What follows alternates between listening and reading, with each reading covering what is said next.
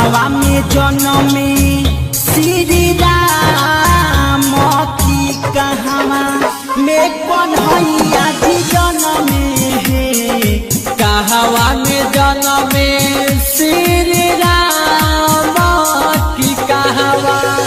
में कन्हैया जी जन्मे हे कहवा में जन्मे श्री राम की कहवा में कन्हैया जी जन्मे हे कहवा में जन्मे श्री राम की कहवा में कन्हैया जी जन्मे हे लाला ना कहवा में जन्मे हनुमान की तीनों घरवा सोहर होला हे लाला ना कहवा में जन्मे हनुमान की तीनों घरवा सोहर होला हे डीजे विकास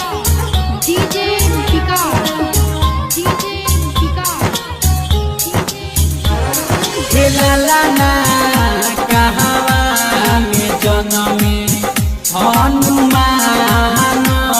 की तीनों घरवा सोहर होला हे